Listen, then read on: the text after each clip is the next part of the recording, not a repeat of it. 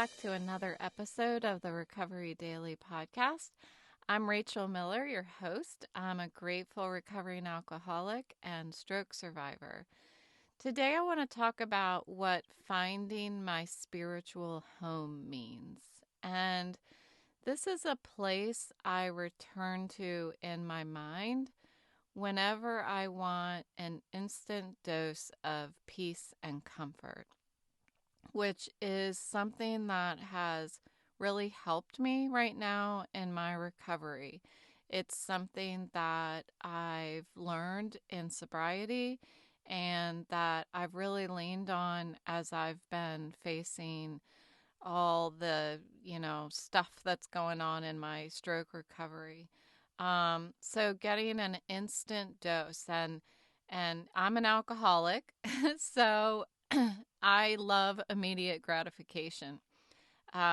It's something that is well known. It seems in the world of alcoholism that we're looking for an instant high, instant joy, and so having tools in my program to give me that sort of jolt that I need, that's in a healthy way, is really helpful to me throughout my day. So I like to start my day. I talk about this a lot. I like to bookend my day. So in my daily life, I've learned the value of starting my day at the center of my sobriety program.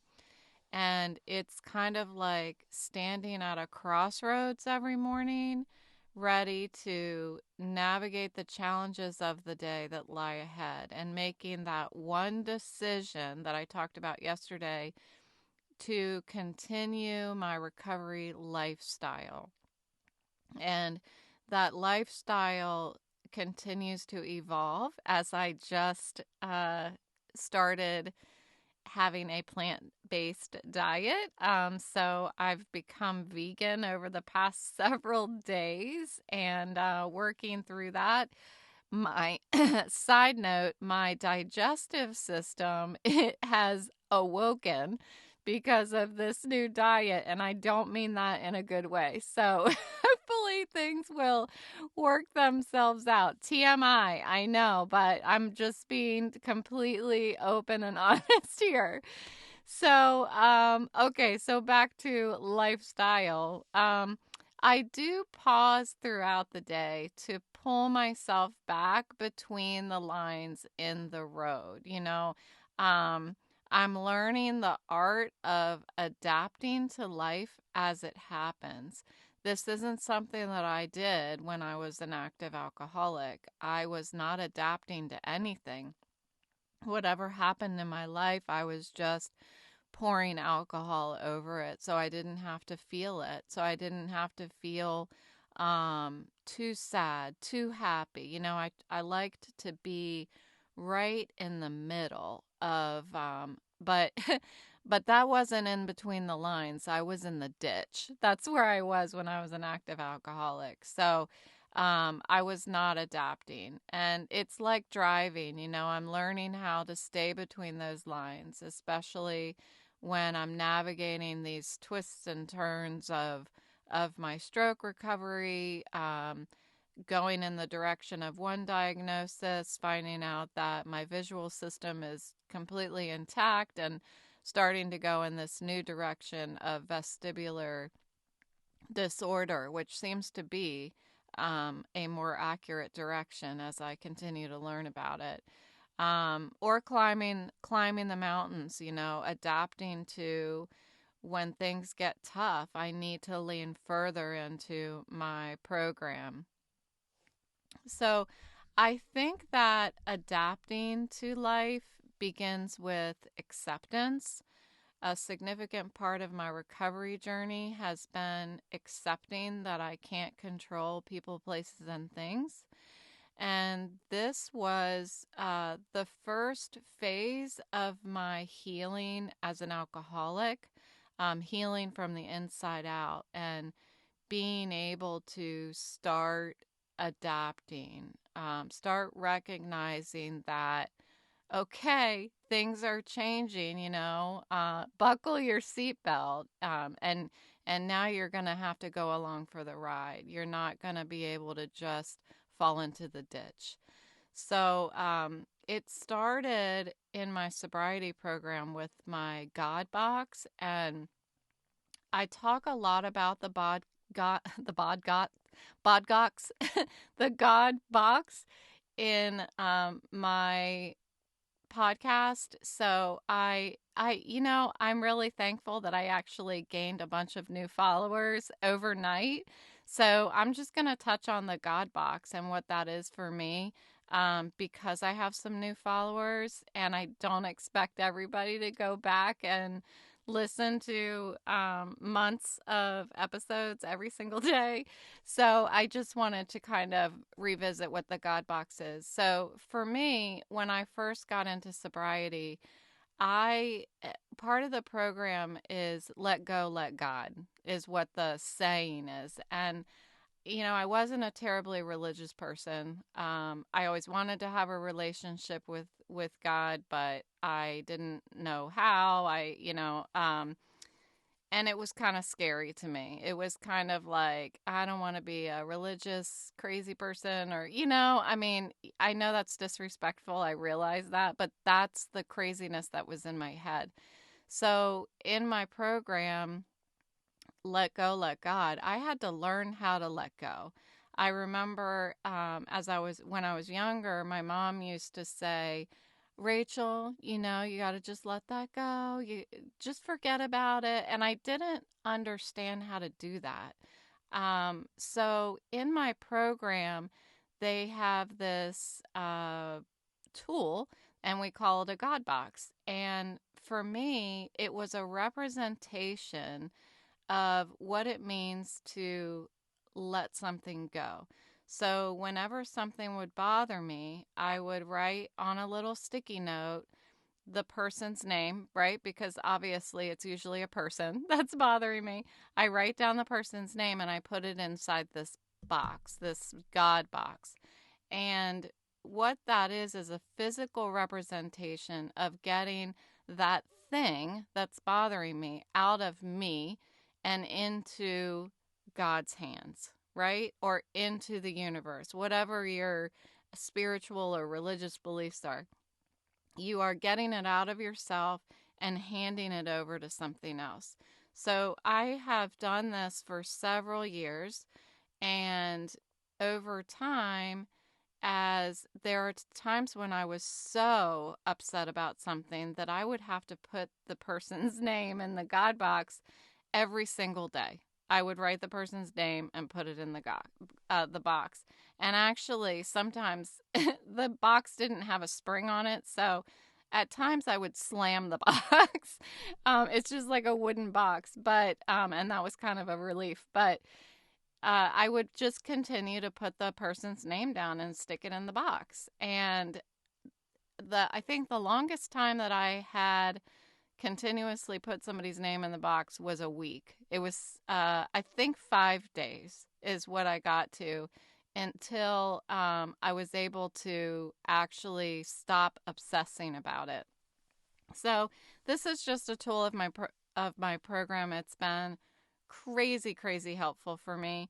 And over time, I've been able to start doing this process mentally, and not actually having to get my God box, my physical God box out.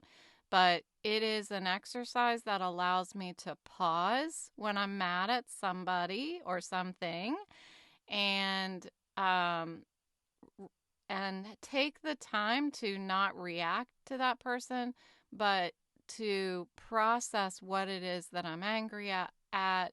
I talk about in a lot of my episodes about how complex our feelings are.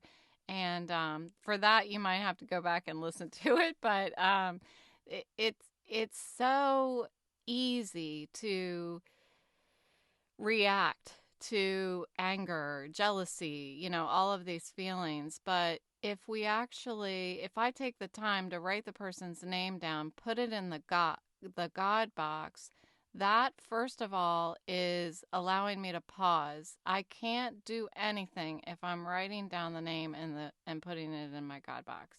So that is like physically holding me back from responding, typing that text or that email that makes me just go off on the person.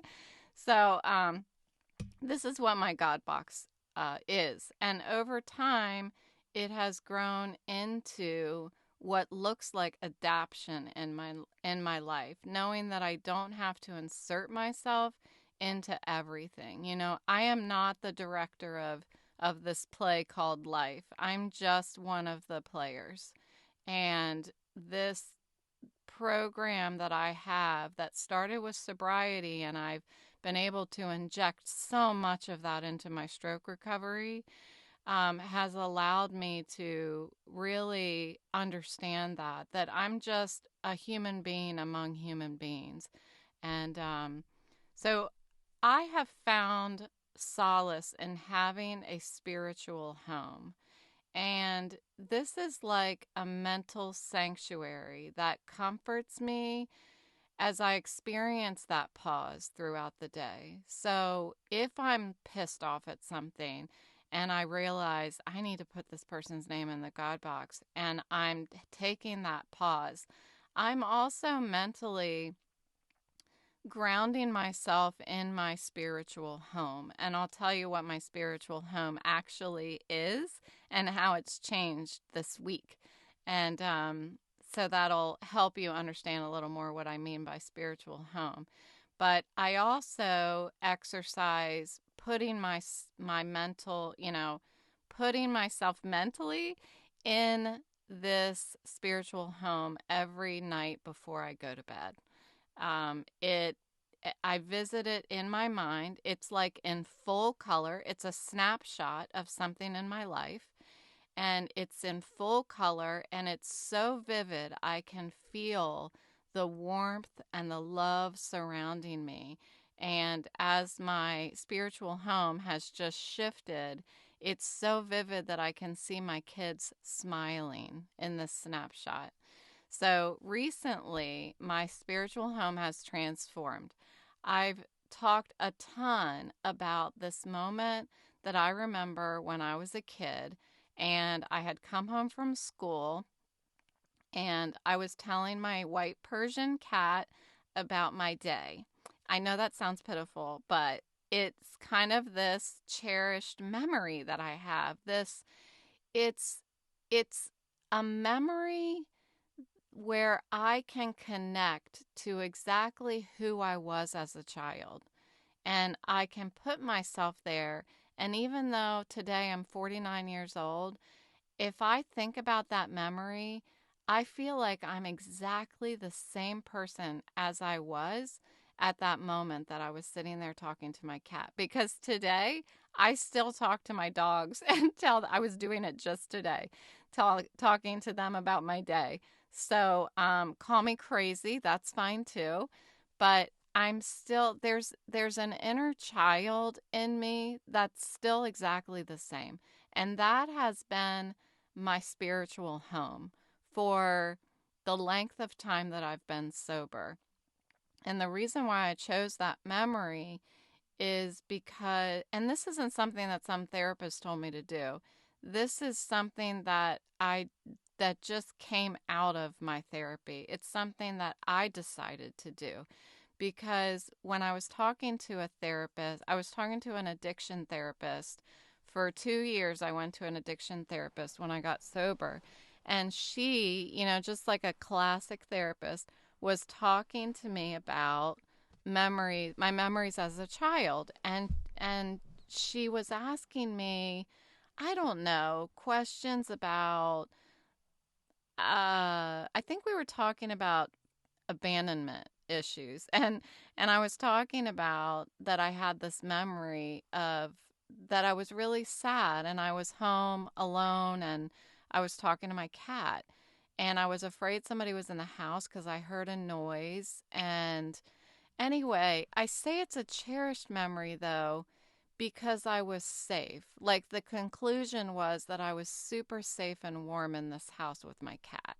Um, anyway, in the past few days, I just kind of made a decision that my spiritual home was going to change.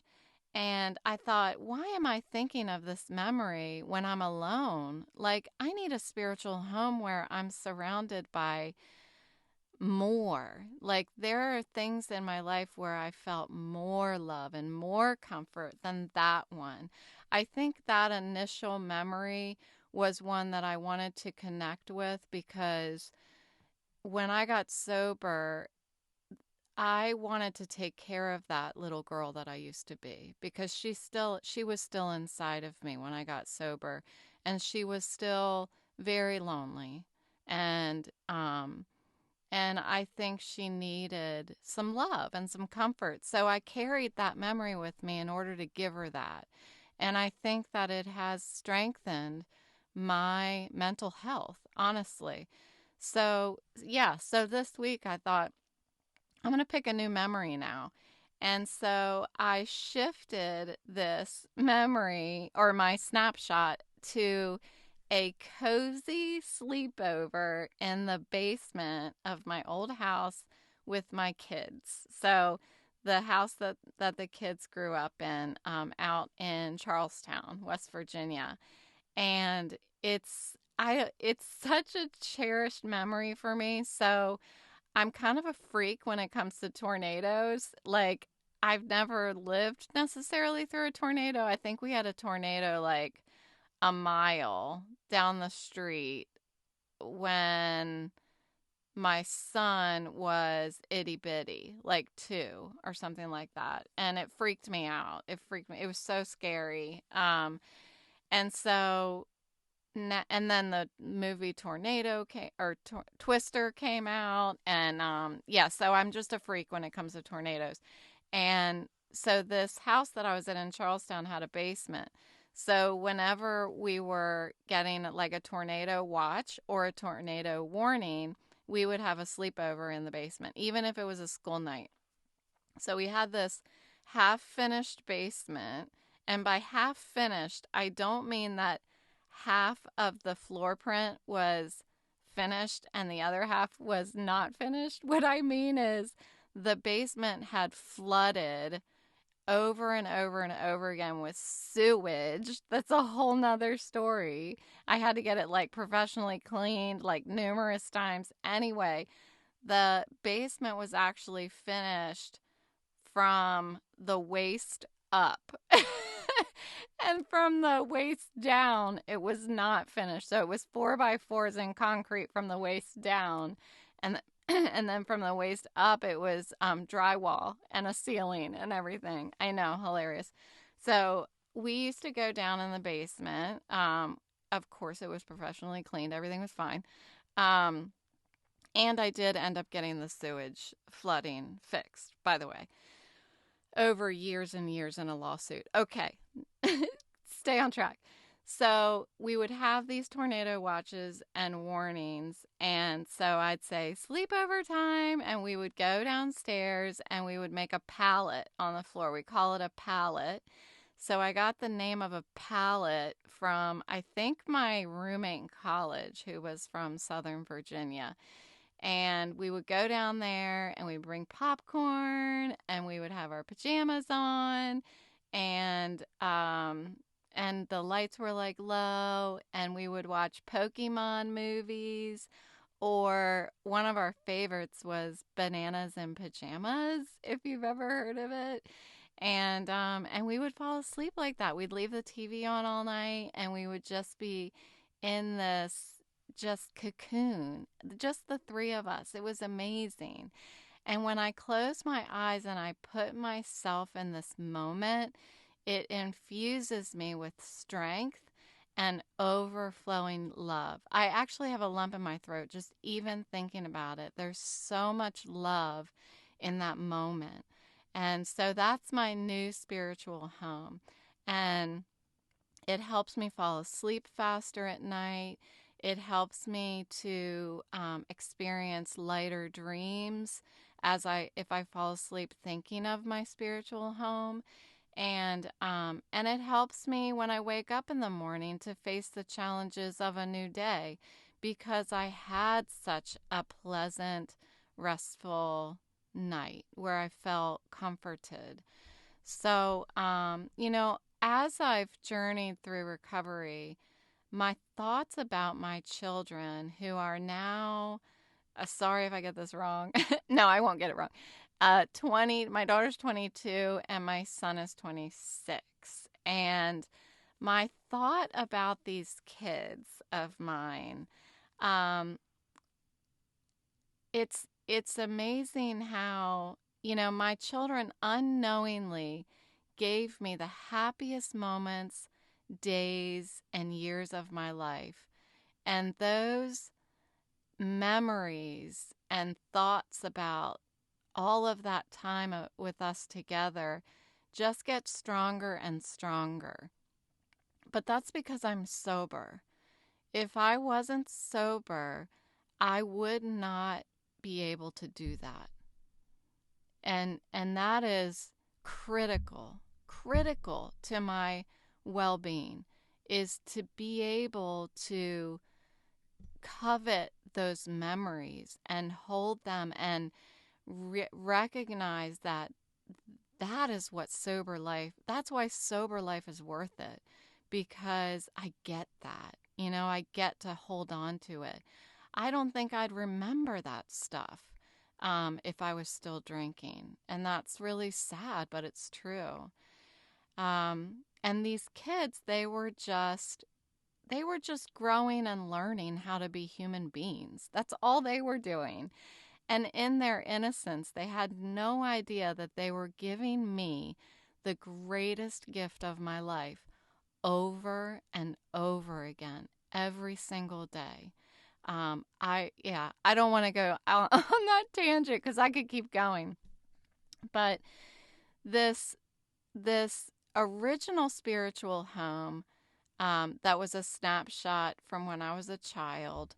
Although I was physically alone in that memory, in retrospect, I feel like, as I think about that memory, I feel like I wasn't alone. Like, yeah, my cat was there, but I feel like I was safe, you know?